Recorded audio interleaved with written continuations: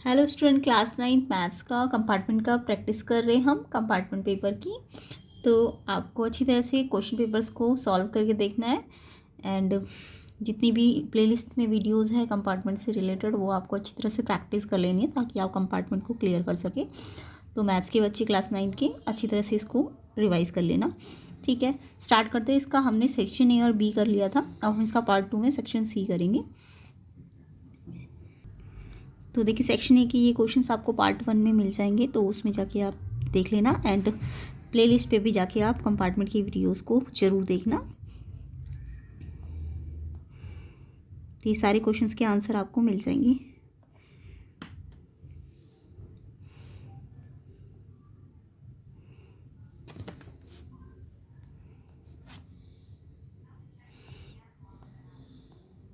ठीक है, detail video है वो आप जाके प्लेलिस्ट पे या तो चैनल के पेज पे जाके पार्ट 1 कंपार्टमेंट एग्ज़ाम को चेक कर लीजिएगा एंड देन आप इसका पार्ट सी जो सेक्शन सी है वो करिएगा। तो देखिए सेक्शन सी के क्वेश्चन पे आते हैं, क्वेश्चन नंबर 11 पे। तो देखिए हिंदी मीडियम वाले तो है पढ़ लेना इस क्वेश्चन को, मैं इंग्लिश मीडियम में करा रही हूँ। Prove that circle drawn on any one of the equal side of an isosceles triangle taken as diameter bisect the base. तो यानी कि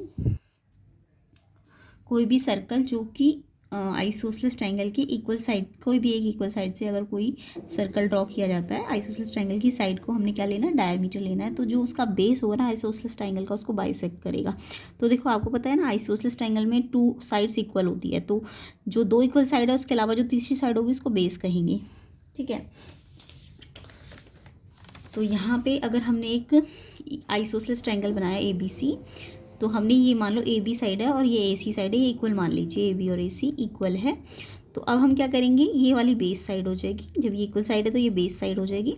तो ये जो इक्वल साइड है दोनों इनमें से किसी एक को डायमीटर मान लेते हैं, इसको डायमीटर मान लेते हैं, एक सर्कल ड्रॉ किया। अब ये सर्कल इस तीसरी साइड को कहीं ना कहीं काट के जाएगा, है ना। तो प्रूव करना है कि सर्कल ना तीसरी बेस साइड को मिड पॉइंट पे काट के जाएगा, यानी कि BM CM के इक्वल प्रूव करनी है आपको क्वेश्चन में। ठीक है, तो आपको गिवन क्या है, AB AC के इक्वल है, आइसोसेलेस ट्राइंगल है क्योंकि, एंड आपको AB को डायमीटर ले लेना है और उससे हमने एक सर्कल ड्रॉ कर लेना है। अब आपको पता है ना एक प्रॉपर्टी बताओगी सर्कल की, कि सर्कल में, ये मैंने पहले भी डिस्कस किया है पार्ट 1 में। तो देखिए प्रॉपर्टी क्या है, सर्कल में अगर डायमीटर है ना कोई, और डायमीटर की हेल्प से अगर कोई आप सर्कल पे एंगल बनाते हैं, सर्कल पे मतलब सर्कल की लाइन पे डायमीटर से जो एंगल सर्कल की लाइन पे बनेगा, वो जो एंगल होता है ना वो 90 डिग्री का होता है। ये थ्योरम होती है। ठीक है, तो यहाँ भी देखो अगर ये डायमीटर है तो यहाँ से ये सर्कल पे, ये वाला जो एंगल सर्कल पे बन रहा है ना, ये वाला, तो ये एंगल जो होगा ये 90 डिग्री का होगा। ठीक है, तो ये सर्कल की प्रॉपर्टी होती है, डायमीटर से जो भी एंगल सर्कल पे बनेगा, यानी कि सर्कल पे ये वाला पॉइंट मिल रहा है ना, ये वाला, ये एंगल बन रहा है सर्कल पे इस डायमीटर की हेल्प से, तो यानी कि ये 90 डिग्री होगा। AMB एंगल, AMB 90 डिग्री होगा। तो AMC भी 90 हो जाएगा क्योंकि ये लाइन है ना, तो ये 90 है तो ये भी 90 होगा, है ना। तो अब हम अगर इन दो ट्राइंगल्स को, इस ट्राइंगल को और इस ट्राइंगल को कॉन्ग्रेंट कर दें तो BM CM CPCT से इक्वल हो सकता है ना। तो आपको यही तो प्रूव करना है कि ये BM CM के इक्वल है, यानी कि ट्राइंगल की अगर ये डायमीटर हमने सर्कल का लिया है तो ये तीसरी साइड बाइसेक्ट हो रही है, तो यानी कि बाइसेक्ट करने का मतलब क्या, BM CM के इक्वल प्रूव करना है आपको। तो आप ये दो ट्राइंगल ले लीजिए, ये वाला और ये वाला। तो देखो AM AM तो कॉमन आ जाएगा दोनों ट्राइंगल्स में, है ना। और ये अब ये हमने प्रूव किया AMB AMC के इक्वल है, इसका AMB इसके AMC के इक्वल है 90 डिग्री, एंड AB AC के इक्वल तो क्वेश्चन में गिवन ही है, आइसोसेलेस ट्राइंगल।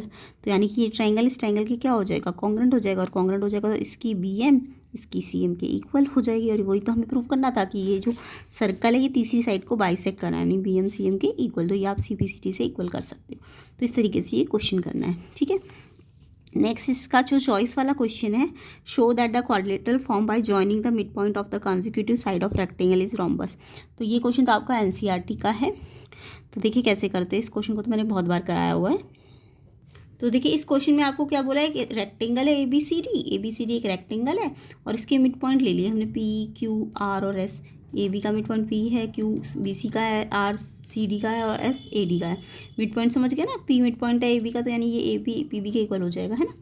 तो ABCD रेक्टेंगल क्वेश्चन में गिवन है, PQRS मिड पॉइंट है AB के, BC के, CD के और AD के। ये ध्यान से रखना, P का AB है, Q का BC, तो ऐसे नंबर वाइज लिखना है। ठीक है, उसके बाद आपको प्रूफ क्या करना है, ये जो मिड पॉइंट से ये जो शेप बनी ये वाली PQRS, ये क्या है, एक रोम्बस है। रोम्बस का मतलब क्या है, इसकी चारों साइडें इक्वल है, यानी कि हमें प्रूफ क्या करना है, PQ बराबर QR बराबर RS प्लस P बराबर PS। ये हमें इनडायरेक्ट वे में प्रूफ करना है रोम्बस में। ठीक है, तो इसके लिए हम क्या करेंगे,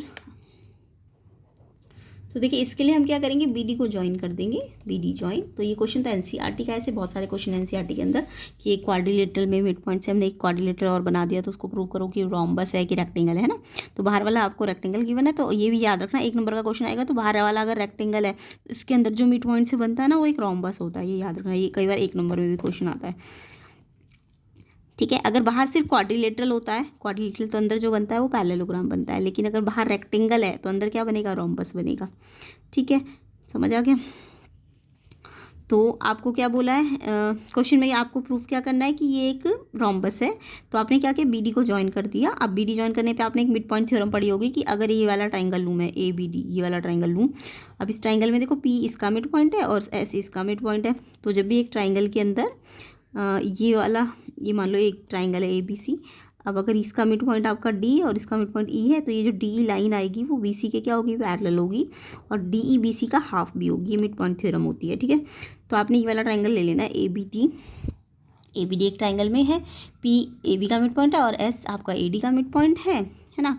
तो आपका यानी कि इससे क्या प्रूव होता है कि PS BD के पैरेलल भी हो जाएगी। ये वाली थ्योरम अगर आप लगा दो, PS BD के, क्योंकि हमने ये वाला ट्राइंगल लिया ना, तो PS BD के पैरेलल हो जाएगी और उसका हाफ हो जाएगी। ठीक है, ये मिड पॉइंट थ्योरम होती है।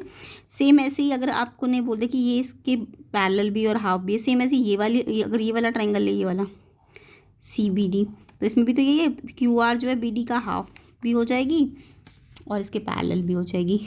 तो यहाँ से अगर ये PS BD के पैरेलल है और QR भी BD के पैरेलल है, तो PS और QR भी तो आपस में पैरेलल हो जाएगी, है ना।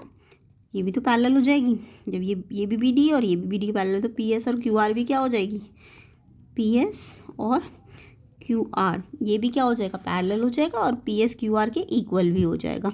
ठीक है, फ्रॉम फर्स्ट एंड सेकेंड से।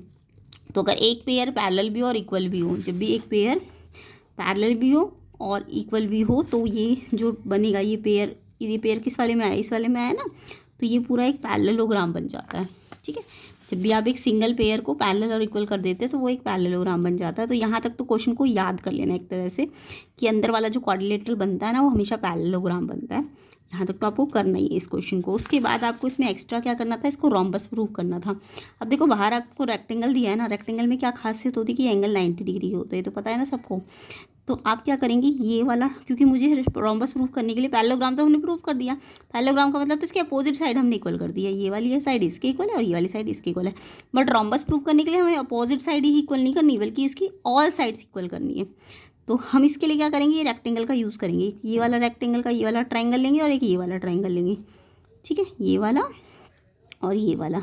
तो इसमें क्या होगा, ये दो ट्राइंगल लेंगे, PAS और PBQ। ठीक है, तो इसमें क्या होगा, इन दोनों को कॉन्ग्रेंट करेंगे हम। कॉन्ग्रेंट करने के लिए हमें 3 चीज़ें चाहिए होती है। देखो इसका ये मिड पॉइंट है ना PAB का, तो PA PB के बराबर हो जाएगा। ऐसी ये SB इसका मिड पॉइंट है और Q इसका मिड पॉइंट है, तो इसका AS, देखो अगर A मिड पॉइंट है तो AP PB के बराबर होगा, है ना, ये तो मिल गया हमको।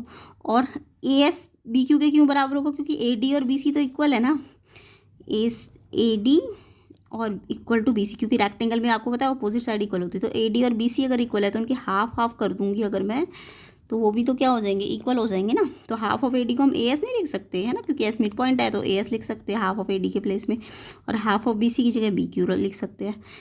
ठीक है, तो ये वाला ये इसके इक्वल हो गया, ये वाला इसके इक्वल हो गया। अब तीसरी चीज़ चाहिए इन ट्राइंगल्स के अंदर, हमें दो तो मिल गई। तीसरी चीज़ ये 90 डिग्री है दोनों एंगल्स। ठीक है, तो अगर ये ट्राइंगल कॉन्ग्रेंट हो गए ट्राइंगल कॉन्ग्रेंट, तो ट्राइंगल कॉन्ग्रेंट किससे हुआ है, एक 90 का एंगल और 2 साइड है। साइड में देखना 90 के सामने वाला हाइपोटेन्यूज थोड़ा ना यूज़ किया, अगर हाइपोटेन्यूज को यूज़ करते हैं हम कॉन्ग्रेंसी में तो हम RHS लिखते हैं, बट यहाँ पे साइड एंगल साइड लगेगा क्योंकि हमने इसमें हाइपोटेन्यूज को यूज़ नहीं किया है। ठीक है, अब आपको क्या प्रूफ करना है, इस रोम्बस की साइड इक्वल करनी है। तो हमने तभी तो ये ट्राइंगल लिया था कि ताकि हम इसकी साइड इक्वल कर सके। तो ये ट्राइंगल कॉन्ग्रेंट हो गया, तो इसकी PS इसकी PQ के बराबर हो जाएगी CPCT से। अब आपको पता है PS PQ के बराबर है, और PS क्योंकि ये पैरेललोग्राम तो था ही, PS किसके बराबर थी, QR के बराबर थी, है ना, क्योंकि पैरेललोग्राम था। सेम ऐसी SR पी क्यू के बराबर थी, पैरेललोग्राम था क्योंकि। अब ये पी एस पी क्यू के बराबर भी आ गई, तो ये चारों आपस में क्या हो गई, बराबर हो गई। तो यानी प्रूव हो जाएगा कि P Q R S rhombus है। तो इस क्वेश्चन के दो पार्ट है, पहले आपको इस अंदर वाले को पैरेललोग्राम प्रूव करना होता है, ठीक है। उसके बाद आपको इसे जो भी रोम्बस प्रूव करना है, तो रोम्बस के लिए आपको एक एक्स्ट्रा प्रॉपर्टी लगानी पड़ेगी। ये वाली साइड इसकी इक्वल करनी है, तो ये ट्राइंगल को ना इस वाले को इसके कॉन्ग्रेंट कर देना। कॉन्ग्रेंट करके CP/CT से ये एडजेसेंट साइड भी इक्वल हो जाएगी और सारी साइड्स इक्वल हो जाएंगी, ठीक है। ये क्वेश्चन इंपॉर्टेंट है, अच्छी तरह से कर लेना। और 1 मार्क्स में अगर ये क्वेश्चन आता है तो आपको अगर बोलेंगे कि बाहर रेक्टेंगल है तो अंदर जो बनता है वो रोम्बस बनता है, ठीक है।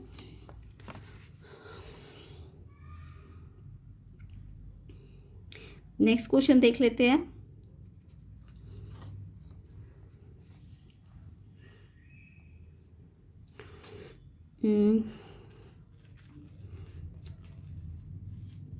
तो यहाँ पे क्वेश्चन नंबर 12 कर लेते हैं अब।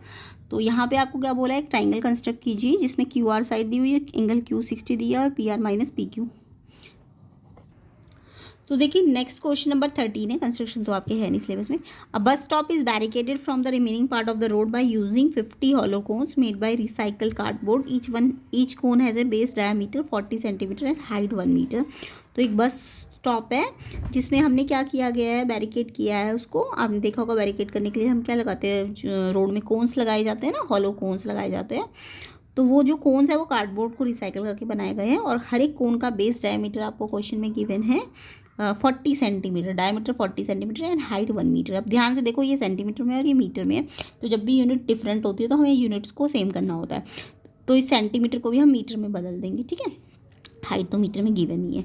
तो इस क्वेश्चन में हमें क्या करना है, डायमीटर आपको 40 सेंटीमीटर गिवन है, रेडियस आप निकाल लो हाफ करके। डायमीटर जब भी दिया हो तो रेडियस आधा करके आ जाएगी, तो 40 का आधा 20, और ये सेंटीमीटर में तो इसे मीटर में बदलोगे तो 100 से क्या कर दोगे, डिवाइड कर दोगे ना, क्योंकि छोटी यूनिट को जब भी बड़ी यूनिट में चेंज करते हैं तो डिवाइड करते हैं। अब ये मीटर में आ जाएगी, तो 2 जीरो है तो 2 के बाद पॉइंट लग गया, 0.2 मीटर। हाइट आपको 1 मीटर दी है। अब आपको कोन में क्या बोला है क्वेश्चन में आगे,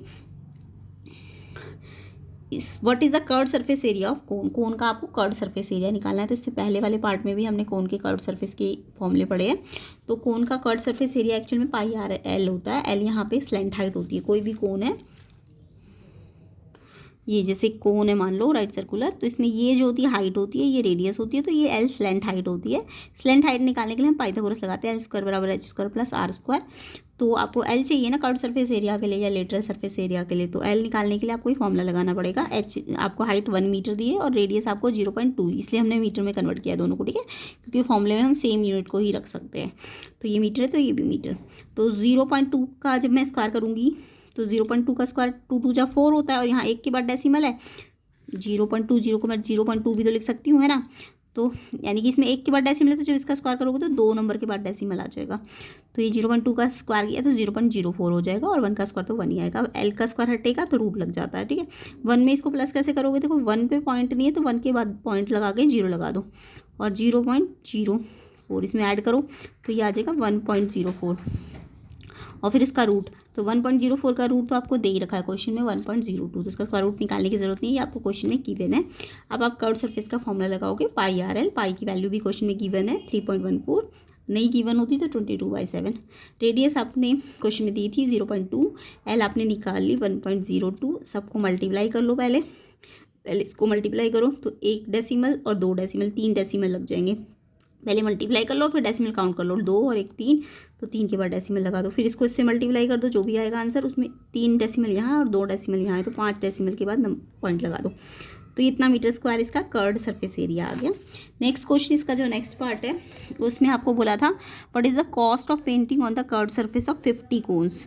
तो कॉस्ट ऑफ पेंटिंग निकालनी है कर्व्ड सरफेस पे, कितने कोन्स पे, 50 कोन्स पे, और आपको बोला है कि कितना रेट है 24 पर मीटर स्क्वायर का रेट से कॉस्ट ऑफ पेंटिंग आपको निकालनी है। तो 1 मीटर स्क्वायर पे कितनी कॉस्ट आ रही है 24, तो आपका जो एक कोन 1 मीटर स्क्वायर पे 24 है, तो अगर मैं 50 कोन्स की बात कर रही हूँ तो 50 से इसको पहले तो मल्टीप्लाई करोगे, है ना। 1 कोन्स पे 24 है, तो 1 कोन पे 24 पर मीटर स्क्वायर पे, यानी पर मीटर स्क्वायर पे 24 कॉस्ट है।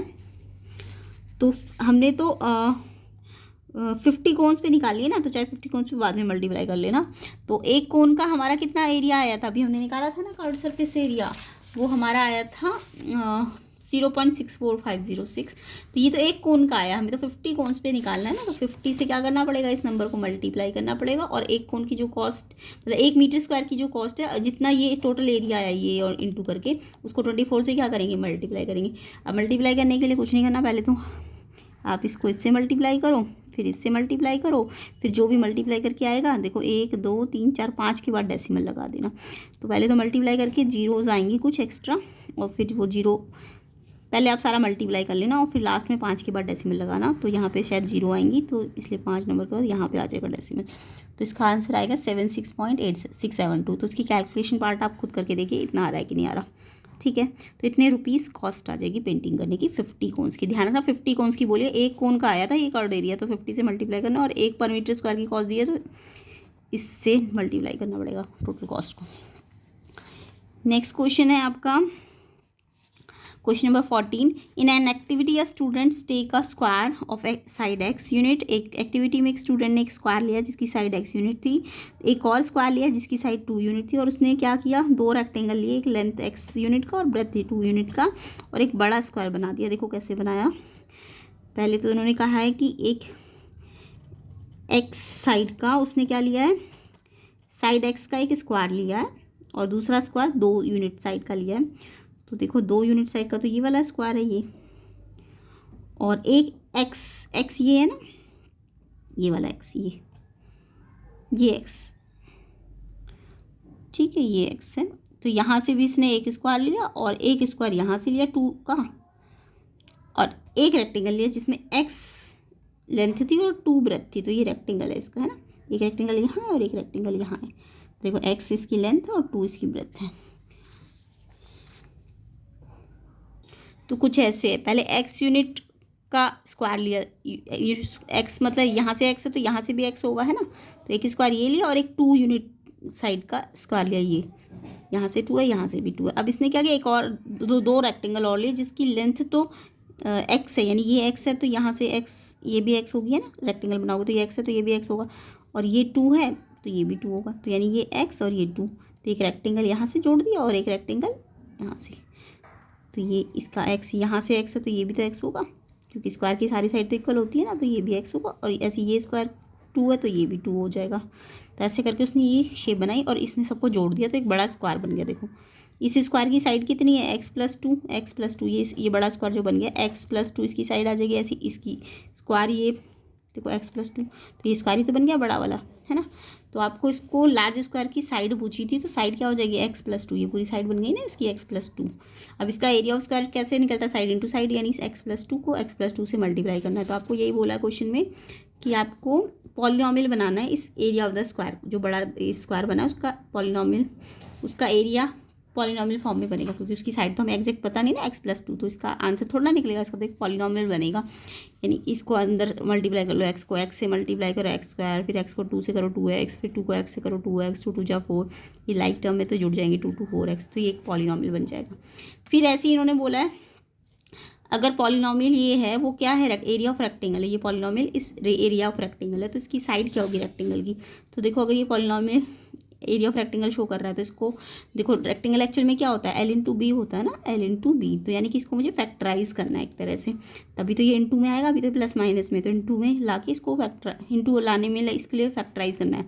तो क्वाड्रेटिक पॉलिनॉमियल को फैक्टराइज कैसे करते हैं, मिडल स्प्लिट करके। तो इसके आगे 1 है और इसके आगे 4 है, तो 1 × 4 4, कैसे करते हैं फैक्टराइज, पहले तो इस कांस्टेंट, इसके x² वाली टर्म को लास्ट कांस्टेंट से मल्टीप्लाई करते हैं, और फिर इसके ऐसे फैक्टर करो प्लस माइनस करके ये आ जाए 5, तो 4 और 1 से 5 आ जाएगा ना। तो हमने क्या किया, इसको 4x और 1x प्लस करके 4x और 1x प्लस करके 5x आ जाएगा, और बाहर माइनस है तो अंदर के साइन क्या हो जाएंगे, चेंज हो जाएंगे ना, जब मैं ब्रैकेट खोलूँगी तो ये माइनस और ये भी माइनस हो जाएगा। तो नेक्स्ट लाइन एक लाइन कर देना, ये भी माइनस हो गया और ये भी माइनस, तो इसमें से और इसमें से x कॉमन आ जाएगा, इसमें से x बचेगा और इसमें से 4 बचेगा, है ना। सेम ऐसे x और 4 में से कुछ कॉमन नहीं तो 1 कॉमन आ जाएगा। अब देखो जब ब्रैकेट खोलोगे तो ये माइनस का होगा, तो -1 बाहर आ जाएगा, तो ये x तो बचेगा और 4 वैसे तो प्लस का है बट बाहर माइनस है तो साइन चेंज हो जाएगा। अब ये ब्रैकेट क्या होती है, सेम आनी चाहिए, एक ये आ जाएगा, तो ये मिडिल स्प्लिट करना तो आता ही होगा। ठीक है, तो ये आपके फैक्टर बन गए ना, तो एक लेंथ हो जाएगी और एक ब्रेथ हो जाएगी। लेंथ एक्चुअल में x-1 होगी, क्योंकि कम माइनस हो रहा है तो वो बड़ा है, और जिसमें ज़्यादा माइनस हो रहा है यानी वो छोटा है, तो ये लेंथ हो जाएगी और ये ब्रेथ हो जाएगी। तो लेंथ ये है और ब्रेथ ये। ठीक है, तो आपको यही बोला था कि पॉलिनॉमियल फॉर्म में एरिया गिवन है तो उसकी साइड निकालनी यानी लेंथ और ब्रेथ निकालनी है क्वेश्चन में। तो इस तरीके से ये लेंथ आ जाएगी और ये ब्रेथ आ जाएगी। ठीक है, तो ऐसे करके हमें ये क्वेश्चंस करने हैं। इन क्वेश्चंस को भी आप अच्छी तरह से प्रैक्टिस कीजिए। अभी प्रैक्टिस करने के लिए मैं और वीडियोस बनाऊंगी कंपार्टमेंट की, तो कंपार्टमेंट वाले बच्चे चैनल से जुड़े रहिए एंड वीडियो को शेयर ज़रूर कर दीजिए, ताकि आपकी ये अच्छी तरह से प्रैक्टिस कीजिए इन क्वेश्चंस की। और इसके अलावा प्लेलिस्ट ज़रूर देखना, कंपार्टमेंट की प्लेलिस्ट बनाई गई है चैनल पे, तो उसको भी आपको अच्छी तरह से प्रैक्टिस करना है। तो प्रैक्टिस अच्छी तरह से कर लेंगे, खुद करके देखेंगे एक बार, तो आपका पेपर अच्छा चला जाएगा और आप अच्छे नंबरों से पास भी हो जाएंगे। ठीक है, तो चैनल से जुड़े रहिए, चैनल को सब्सक्राइब ज़रूर करना एंड वीडियो को शेयर और लाइक ज़रूर करना।